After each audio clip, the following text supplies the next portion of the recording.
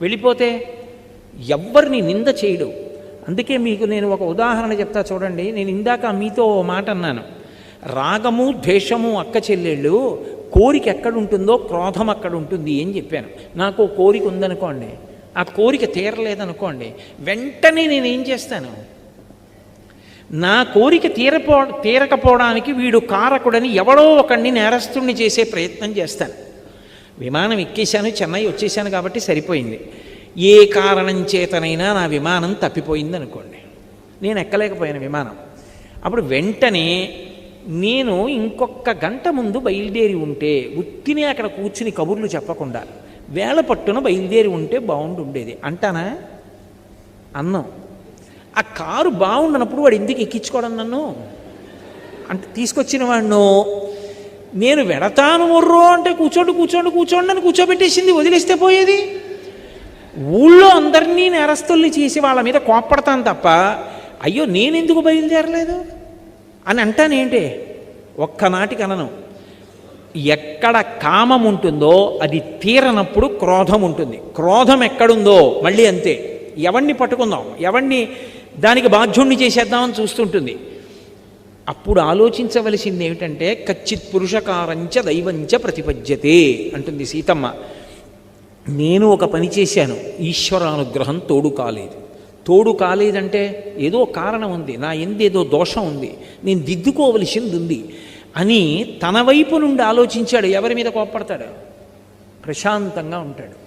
అందుకే మనసు వెళ్ళవలసిన వైపుకి వెళ్ళిందనుకోండి, కలిపురుషుడి ప్రభావం నుంచి తప్పుకుంటాడు.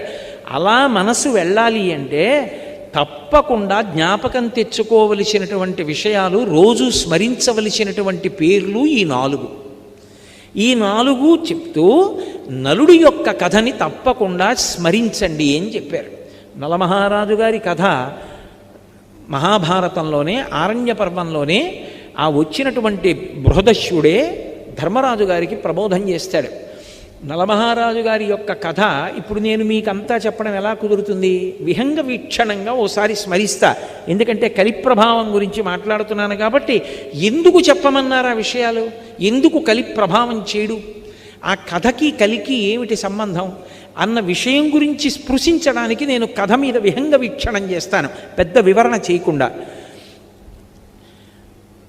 భీముడు అని ఒక మహారాజు విదర్భదేశాన్ని పరిపాలించాడు. ఆయనకి సంతానం లేదు. దమనుడనబడేటటువంటి మహర్షిని సేవించాడు. ఆ మహర్షి యొక్క అనుగ్రహం చేత ఆయనకి 3 కుమారులు 1 కుమార్తె కలిగారు. ఆ మహర్షి అనుగ్రహంతో పుట్టింది కాబట్టి ఆ పిల్లకి దమయంతి అని పేరు పెట్టాడు. గొప్ప అందగత్తె. ఆ పిల్ల పెద్దదవుతోంది. పక్కన నిషధరాజు నలమహారాజు గారు ఉన్నాడు. ఆయన రామచంద్రమూర్తిలా ఆజానబాహు, గొప్ప అందగాడు, గొప్ప శౌర్యం ఉన్నవాడు, చక్రవర్తి. ఆయనని వివాహం చేసుకోవాలనేటటువంటి కోరిక దమయంతి యందు అనురక్తమైంది. ఎందుచేత? అక్కడికి వెళ్ళొచ్చిన వాళ్ళు ఇక్కడ చెప్తుంటే, ఇక్కడికి వచ్చినటువంటి వాళ్ళు అక్కడికి వెళ్ళి చెప్తుంటే, నలమహారాజు గారికి కూడా దమయంతిని వివాహం చేసుకుందాం అనిపించింది. దానికి తోడు ఒక రోజున ఆయన ఒక హంసని పట్టుకున్నాడు.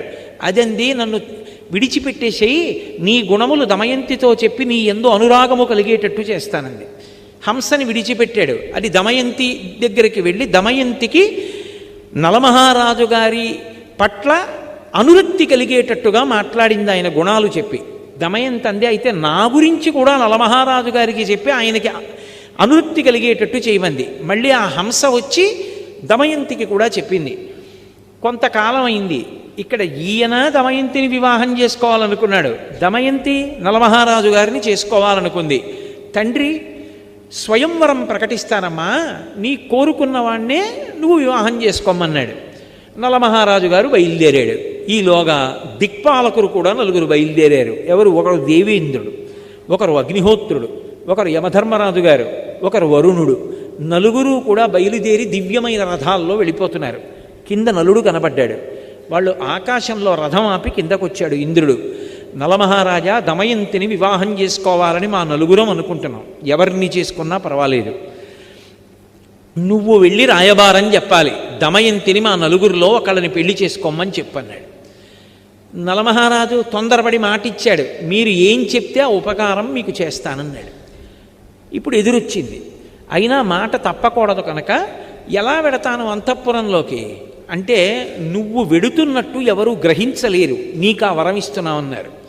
నలుడు తిన్నగా దమయంతి అంతఃపురంలోకి వెళ్ళిపోయి ఆవిడికి కనపడాలని సంకల్పం చేశాడు, కనపడ్డాడు. ఆవిడ వచ్చినవాడు నలుడని గ్రహించింది, పిలిచింది, మాట్లాడింది. ఆయన అన్నాడు, నేను మాట ఇచ్చాను, ఆ నలుగురిలో ఎవరి మెడలోనైనా వరమాల వేయమన్నాడు. ఆవిడంది, నిన్ను తప్ప అన్యులను పతిగా అంగీకరించను, ఎందుకంటే నేను మానసికంగా నీకు భార్యని ఎప్పుడో అయిపోయాను, నిన్నే భర్తగా స్వీకరిస్తాను. నీకు మాట వస్తుందంటే ఒక పని చెయ్యి, వాళ్ళని స్వయంవరానికి రమ్మను, నేను నీ మెడలో మాట వేస్తాను, నువ్వు చెప్పవలసింది చెప్పావు, నేను చేయవలసింది చేస్తాను, ఇప్పుడు నీ తప్పే ఉంది, వాళ్ళని రమ్మను స్వయంవరానికి అంది. నలుడు వెళ్ళి అదే మాట చెప్పాడు. వాళ్ళు నలుగురు కూడా వచ్చారు. వచ్చిన వాళ్ళు మామూలుగా రాలేదు. నలుడు ఎక్కడ కూర్చున్నాడో పక్క 4 కుర్చీల్లో కూర్చున్నాడు. కూర్చుని నలుడు ఎలా ఉంటాడో అలాగే మారారు. ఇప్పుడు వరమాల పట్టుకుని దమయంతి వచ్చింది. 5 నలమహారాజులు కనబడ్డారు.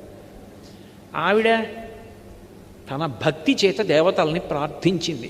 నేను నలుడికి మనసిచ్చాను, ఆయనకి భార్యని మానసికంగా, ఆయనెవరో కనుక్కొని వరమాల వేయగలిగినటువంటి శక్తి నాకు ఇమ్మంది. వెంటనే వాళ్ళ రూపాలతో వాళ్ళు నిలబడ్డారు. దేవతలకి చెమట పట్టదు, కనురెప్ప పడదు, భూమికి పాదం తగలదు.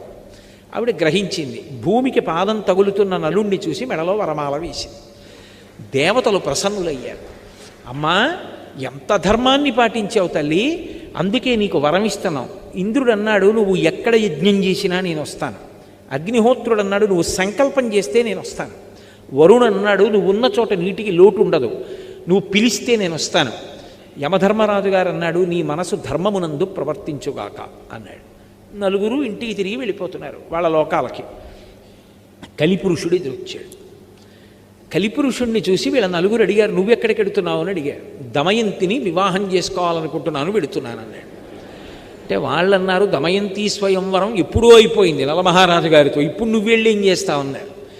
ఆయన రాశీభూతమైన క్రోధం కలి లోపలికి ఆవహించాడా, మీతో నేను ఇందాక చెప్పానే, ఆలోచన మారుతుందంతే, జీవుణ్ణి పాపభూయిష్టం చేస్తాడు. అందుకని ఆయన అన్నాడు, ఎలా సుఖపడతాడో చూస్తాను. పెళ్లి చేసుకున్నది సుఖపడడానికి కాదు, ఎలా సుఖపడతాడో చూస్తాను. దమయంతిని నలుడితో కలిసి సంతోషంగా ఉండకుండా చేస్తాను అని ఆయన ప్రయత్నాలు ఆయన ప్రారంభం చేశాడు.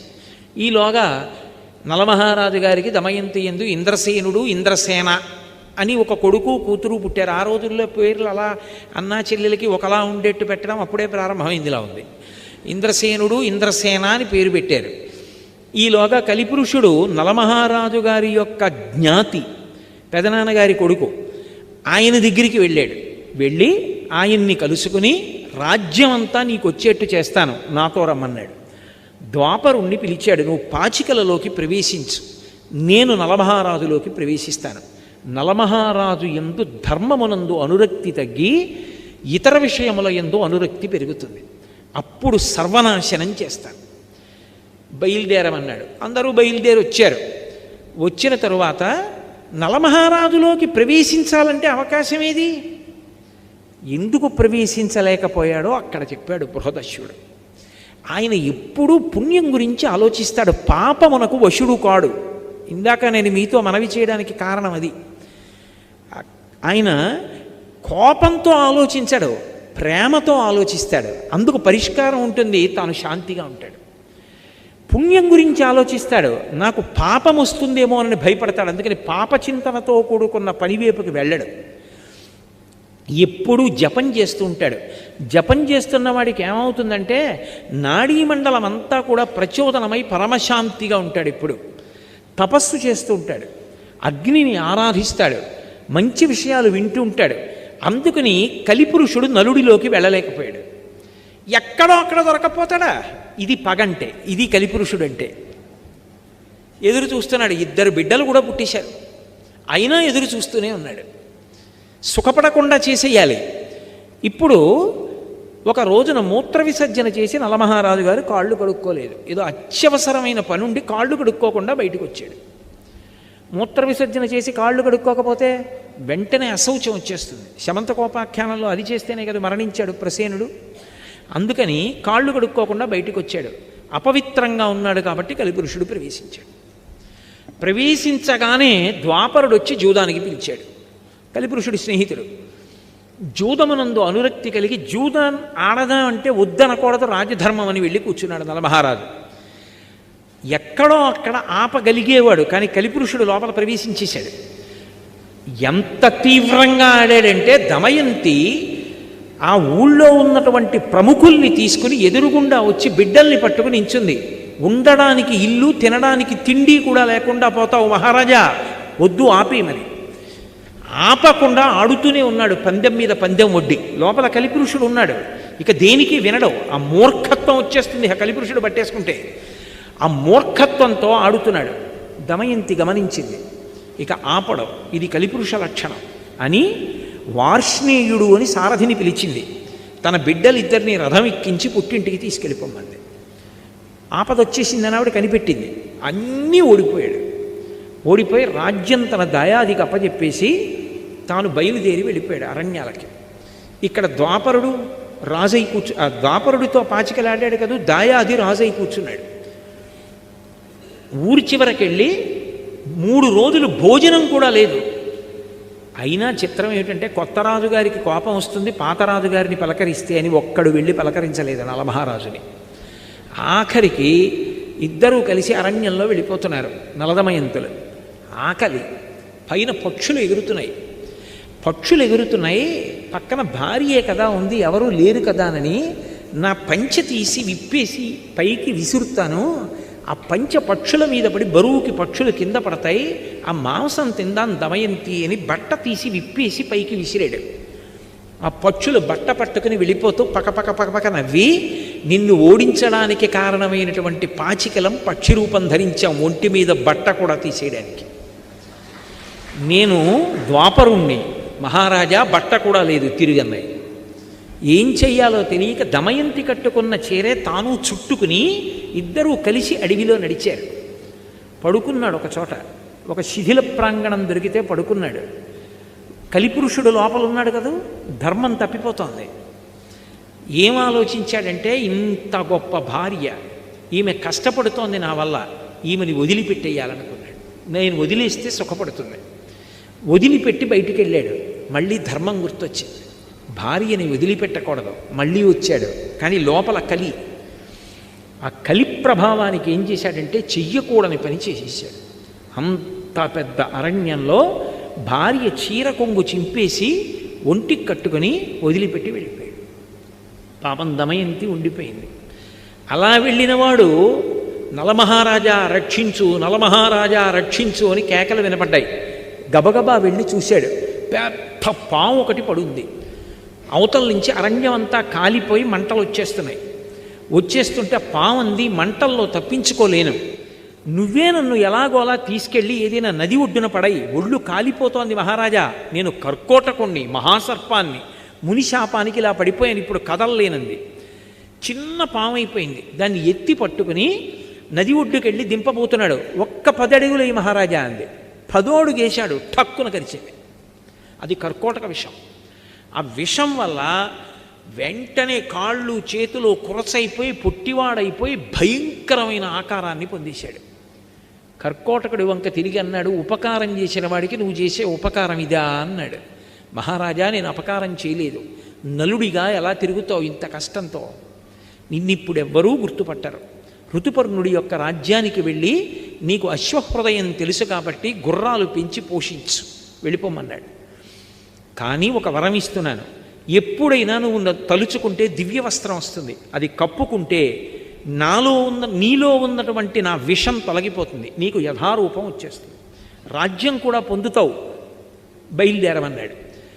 బాహుకుడు అని పేరు పెట్టుకుని నల్లగా పుట్టివాడై ఋతుపర్ణుడి యొక్క రాజ్యానికి వెళ్ళిపోయాడు. పాపం దమయంతి నిద్ర లేచింది, భర్త లేడు, ఒక్కత్తి కీకారుణ్యం, కాకులు కూడా దూరని అరణ్యం తిరుగుతోంది.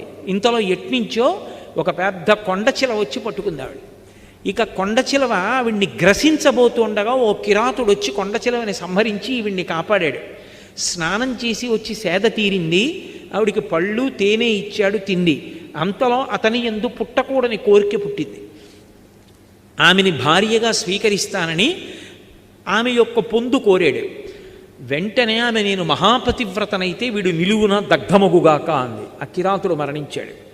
ఆ తల్లి వెతుక్కుంటూ వెడుతుంటే వర్తక బృందం కనపడింది. అమ్మయ్య కనపడ్డారు కదా అని, మహాప్రభో నేను నలుడి భార్యని దమయంతిని, కష్టాల్లో ఉన్నాను, నలుడిని చూశారా అని అడిగింది. ఈ అరణ్యంలో పులులు చూసాం, సింహాలు చూసాం, నలుడిని చూడలేదమ్మా. ఇక్కడ ఒక్కదానివి ఆడదాని ఉండకూడదు, మాతో వచ్చేసే మేము చేది రాజ్యానికి వెడుతున్నాము అన్నారు. అక్కడ సుబాహుపురం అని ఉంది, అక్కడికి వెడతామన్నారు. సరేనంది. వెడుతుంటే ఏనుగుల గుంపు వచ్చి అందరినీ చంపేసింది, వర్తకుల్ని. ఆవిడంది విధి అంటే ఇంత విచిత్రంగా ఉంటుంది. చచ్చిపోవాలనుకున్న నన్ను ఏనుగులు వదిలేసాయి, నా అంత నేను చచ్చిపోకూడదు, ఆత్మహత్య దోషం, ఏనుగు చంపేస్తే గొడవ వదిలిపోను, నా జోలికి రాలేదు. బతుకుదాం అనుకున్న వాళ్ళని చంపేశాయి. ఎవరో ఒకరిద్దరు బ్రాహ్మణులు మిగిలేరు, వాళ్ళతో కలిసి సుబాహుపురం వెళ్ళింది. ఆ వీధిలో ఆకలితో ఏడుస్తూ నడుస్తోంది. కలి ప్రభావం, అన్ని కష్టాలు పడాలి. వస్తుంటే రాజమాత చూసింది పైనుంచి. ఎవరు చంద్రబింబంలా ఉంది ఆ పిల్లని పిలిపించింది. ఏమమ్మా నిన్ను చూస్తే రాచపుత్ర స్త్రీలా ఉన్నావు, ఇంత కష్టంలో ఉన్నావు, నా అంతఃపురంలో ఉండమంది. నిన్ను చూస్తే నాకు ఎందుకో మనసు స్పందిస్తోంది, ఏదో బంధుత్వం ఉందనిపిస్తోంది, నా దగ్గర ఉండండి. అమ్మా నేను సైరింధ్రీ కార్యాలు చేయను, పరపురుషుల దగ్గరికి వెళ్ళను, ఇతర కాళ్ళు పట్టను, ఎంగిలి తినను, అలా అయితే ఉంటానంది. సరే ఉండమంది ఆవిడ. రాజమాత అంతఃపురంలో ఉంటోంది పాపం. అక్కడ నలుడు ఋతుపర్ణుడు ఒక మహారాజు. ఆ ఋతుపర్ణుడి యొక్క సేవలో అశ్వహృదయం తెలుసున్నవాడు కాబట్టి లొంగని గుర్రాల్ని లొంగ తీసుకుని రథచోదనం చేస్తూ బతుకుతున్నాడు. అలా బతుకుతుంటే ఇక్కడ ఎన్నాళ్ళు ఉంటుంది ఈవిడిలా పాపం. ఒకనాడు తండ్రి భీమకుడికి ఆలోచన వచ్చింది. భీముడికి నా కూతురు ఎక్కడుందో వెతికి పట్రమ్మని బ్రాహ్మణుల సమూహాల్ని పంపాడు. అందులో ఒక సుదేవుడు అనబడేటటువంటి బ్రాహ్మణుడు ఈ పురానికి వచ్చాడు, సుబాహుపురానికి వచ్చి అంతఃపురంలో దమయంతిని కనిపెట్టాడు. అమ్మ ఆవిడ కనుబొమల మధ్యలో ఒక పుట్టుమచ్చ ఉంది, అది చతుర్ముఖ బ్రహ్మగారు సృష్టిలో ఆవిడికి మాత్రమే పెట్టాడు. ఆవిడ దమయంతి, మహాపతివ్రత, నలమహారాజు ఇల్లాలు, కష్టాలలో ఉండి ఇక్కడ ఉందమ్మా అన్నాడు. దమయంతికి నీళ్ళిచ్చి ముఖం కడుక్కోమన్నారు, కనిపెట్టారు. అవును మహాతల్లి మహాపతివ్రత దమయంతి అని. అప్పుడు ఆ రాజమాత చెప్పింది, అయ్యో తల్లి నిన్ను చూస్తే నా హృదయం ఎందుకు స్పందించిందో అర్థమవుతోంది. నీ తల్లి నేను అక్క చెల్లెళ్ళాం కాబట్టి నువ్వు నాకు కూతురు అవుతావు అంది. పుట్టింటికి ఎడతానంది, బయలుదేరింది, పుట్టింటికి వెళ్ళిపోయింది. ఇక్కడ నలుడు సృష్టిలో ఎవరూ గుర్తుపట్టలేరు, అంత మరుగుజ్జు వాడిపోయి కాళ్ళు చేతులు వంకర్లు తిరిగిపోయి ఉన్నాడు. చిత్రనలీయంలో అంటాడు కవి, భయద కోదండ ఖడ్గముల్ పట్టు వీరుడు గరిటయూ క్రొవియూ పట్టెనీడు విపుల కేసరి నక్కట పిల్లి చేసే అధమ విధమున ఇట్టిదే విధికృతంబు అంటాడు. కోదండాలు ఖడ్గాలు పట్టుకుని యుద్ధం చెయ్యవలసినటువంటి వాడు వంటశాలలో కూర్చుని వంటలు చేస్తున్నాడు నలుడు. ఆయనకి గుర్రాలని పెంచడం తెలుసు, వంటలు చేయడం తెలుసు, అందుకే నలభీమ పాకం అంటూ ఉంటారు. వంట చేసి పెడుతున్నాడు మహారాజుకి. సరే కాలం గడిచిపోయింది. ఆ వార్ష్ణేయుడు అంటే ఆ పిల్లలిద్దరినీ పుట్టింట్లో దింపేసినటువంటి సారథి నలుడితోటే ఉన్నాడు, కానీ ఆయనకి తెలియదు బాహుకుడే నలుడని. ఆలోచించి తన భర్తని ఎలా కలుసుకోవాలి అని ఒక రోజున దమయంతి తన తల్లి దగ్గరికి వెళ్ళి అంది, అమ్మా ఎంతకాలం నా భర్తని కలవకుండా ఇలా ఉంటాను అని బ్రాహ్మణుల్ని పిలిపించి మీరు ప్రతి రాజ్యానికి వెళ్ళండి, నిండు సభలో ప్రశ్న వెయ్యండి, ఈ లోకంలో ఏ భర్త అయినా బిడ్డల్ని పొందినటువంటి వాడు మహాపతివ్రత, ఏమీ తెలియని అమాయకురాలైన ఇల్లాలు తన యందు ప్రేమ కలిగిన దాన్ని ఆమె బట్టలో ముక్క చింపి తాను కట్టుకొని రాత్రికి రాత్రి మహదారణ్యంలో భార్యని విడిచిపెట్టి వెళ్ళిపోయిన పురుషుడున్నాడా అని ప్రశ్న వెయ్యండి. ఒకవేళ నలుడు సభలో ఉంటే లేచి జవాబు చెప్తాడు. ఎవ్వరూ చెప్పకపోతే ఆ రాజ్యంలో నలుడు లేడు. బ్రాహ్మణుల్ని పంపింది. అన్ని రాజ్యాలకి వెళ్ళి అడుగుతున్నారు. ఋతుపర్ణుడి రాజ్యానికి కూడా వెళ్ళి ఒక బ్రాహ్మణుడి ప్రశ్న వేశాడు. ఏమీ మాట్లాడలేదు ఎవరు. కానీ ఆయన రాత్రి విశ్రాంతి తీసుకుంటూ ఉండగా బాహుకుడు అన్న పేరుతో ఉన్న నలుడు ఆయన దగ్గరికి వచ్చాడు. వచ్చి అన్నాడు, మహాపతివ్రత అయినటువంటి స్త్రీ భర్త ఏ కారణం చేత పొరపాటు చేశాడో తెలుసుకోకుండా నింద చేస్తుందా? అలా చెయ్యొచ్చా? అలా చేస్తే ఇహమునందు భర్తతో సుఖములుంటాయా? పరలోకముల యందు సుఖములుంటాయా? ఇలా చెయ్యవచ్చా అని వెళ్ళిపోయాడు. బ్రాహ్మణుడు లేచి విన్నాడు. విని వెనక్కి వచ్చి ఇదే చెప్పాడు. అమ్మ, నలుడు కనపడలేదు, బాహుకుడని ఒక ఆయన ఉన్నాడు, నల్లగా పొట్టిగా చేతులు కాళ్ళు ఇలా కుంచుకుపోయి గూనిలా ఉంటాడు, అతను ఈ మాట అడిగాడు. నలుడే. దమయంతి నమ్మింది. ఏదో కారణం ఉంది అలా ఉన్నాడు. ఎలా? బాహుకుడిని ఇక్కడికి పిలిపించడం. ఆవిడంది, అశ్వవిద్య తెలుసున్నవాడు నలుడు ఒక్కడే. ఒక్క రాత్రి ప్రయాణంలో తెల్లవారేటప్పటికీ ఈ పురానికి రథం రావాలంటే తోలగలిగిన వాడు నలుడు ఒక్కడే. అందుకే దమయంతీదేవికి ద్వితీయ స్వయంవరం జరుగుతోందని ఋతుపర్ణుడు ఒక్కడికి కబురు చేయండి. ఋతుపర్ణుడు బయలుదేరి వస్తాడు. రథం రాదు తెల్లవారేటప్పటికి ఊరు, నలుడు నడపాలి. నలుడు అక్కడ ఉంటే పిలుస్తాడు. అశ్వహృదయం తెలుసు కాబట్టి రాజు రథం నడపమంటాడు. అప్పుడు వచ్చిన రథం వచ్చేస్తే నలుడే నడిపాడు రథం, మనం కనిపెట్టచ్చని. ఒక్క ఋతుపర్ణుడి రాజ్యానికి వెళ్ళి చెప్పారు, అందరికీ చెప్పారనుకున్నాడు ఋతుపర్ణుడు. దమయంతీదేవి ఏమిటి అంత పతివ్రత, ఇద్దరు బిడ్డలున్నది, ద్వితీయ స్వయంవరం ఏమిటి, మళ్ళీ పెళ్లి చేసుకోవడం ఏమిటి? తెల్లబోయాడు. తెల్లబోయి తమాషా చూడాలని ఋతుపర్ణుడు నలుడిని పిలిచాడు. తెల్లవారేటప్పటికి మనం చేరం విదర్భ, కానీ నువ్వు అశ్వహృదయం తెలుసున్నవాడివి, నువ్వు నడపగలవు రథాన్ని, మనం బయలుదేరదాం, తెల్లవారేటప్పటికి దమయంతి స్వయంవరానికి వెళ్ళాలి, రథం నడుపన్నాడు. ఇదేమి తమాషా, నా భార్య ద్వితీయ స్వయంవరానికి ఒప్పుకోవడం ఏమిటి, మహాపతివ్రత చూడాలని నలుడు అనుకున్నాడు. పదండి మహారాజా అన్నాడు. పొట్టి గుర్రాలు కట్టాడు. ఈ గుర్రాలు ఎక్కడ ఎడతాయన్నాడు. చూడండి నా విద్య అన్నాడు. రథం నడుపుతున్నాడు. అబ్బో, ఎంత వర్ణించారో మహాభారతంలో. వెళ్ళిపోతుంటే ఆ ఋతుపర్ణుడు పైన వేసుకున్న ఉత్తరీయం కింద పడింది. కింద పడితే ఋతుపర్ణుడు అన్నాడు, బాహుకుడా రథాన్ని ఆపు, పక్కన ఉన్న వార్ష్ణీయుడు వెనక్కి వెళ్ళి నా ఉత్తరీయం పట్టుకొస్తాడు, కింద పడిందన్నాడు. నలుడు అన్నాడు, మహారాజా రథం ఎంత దూరం నడిచిందో తెలుసా? మళ్ళీ వెళ్ళి తిరిగి రావాలంటే 10 రోజులు పడుతుంది, అంత దూరం వెళ్ళిపోయింది. నడిచి వెళ్ళొస్తే అంత వేగంగా నడుపుతాడు నలుడు రథాన్ని. అలా నడుపుతాడు గుర్రాలని అలసట పొందకుండా. కొంత దూరం వెళ్ళిపోయిన తర్వాత తెల్లబోయాడు ఋతుపర్ణుడు. అబ్బా, ఏమి శక్తిరా ఈ బాహుకుడిదని. బాహుకా నువ్వు గొప్పవాడు అనుకుంటున్నావు కదా, నాకు ఒక విద్యొచ్చు, ఏమిటో తెలుసా అన్నాడు. ఏమిటి మహారాజా? అక్షహృదయం తెలుసు నాకు. ఇదిగో పెద్ద రావి చెట్టు, ఇక్కడ ఒక చెట్టు కనపడుతోంది కదా, ఈ చెట్టుకి ఎన్ని కొమ్మలున్నాయో, ఎన్ని రెమ్మలున్నాయో, ఎన్ని ఆకులున్నాయో చెప్పనా అన్నాడు. చెప్పండి అన్నాడు. ఖచ్చితంగా ఇన్ని ఆకులున్నాయి, ఇన్ని కొమ్మలున్నాయి, ఇన్ని రెమ్మలున్నాయి అన్నాడు. నలుడికి అనుమానం వచ్చింది. రథం దిగి, మహారాజా అలాగే కూర్చోండన చెట్టు పడగొట్టాడు. పడగొట్టి కొమ్మలు రెమ్మలు ఆకులు అన్నీ కోసి దొంతర్లు పెట్టి లెక్కెట్టారు. ఈలోగా స్వయంవరం ఇక్కడ ఆలస్యం అయిపోతుంది. నడపగలడు నలుడు, అది ఆయన శక్తి. అన్నీ లెక్క పెట్టాడు. లెక్క పెడితే ఖచ్చితంగా రాజు చెప్పినన్నే ఉన్నాయి. మహారాజా ఎలా చెప్పగలిగారని అడిగాడు. ఇదే కాదు, నేను ఏవైనా ఇలా చెప్పగలను, నాకు అక్షహృదయ విద్య తెలుసు. నీకు ఒక సంగతి తెలుసా? ఆ విద్య ఉపదేశం పొందిన వాడికి విజయమే తప్ప అపజయం ఉండదు. అంత గొప్ప విద్య. నువ్వు నన్ను మురిపించావు, తెల్లవారేటప్పటికీ రథాన్ని నడుపుతున్నావు, కాబట్టి నీకు అక్ష హృదయాన్ని ఉపదేశం చేస్తానని చెప్పి ఆ విద్యని ఉపదేశం చేశాడు. ఆ విద్య ఉపదేశం పొందితే లోపల విషం కానీ కలిపురుషుడు కానీ ఉండలేడిగా.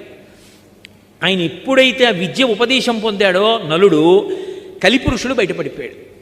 మహారాజా నిన్ను కష్టాలు పట్టిన వాడిని నేనే.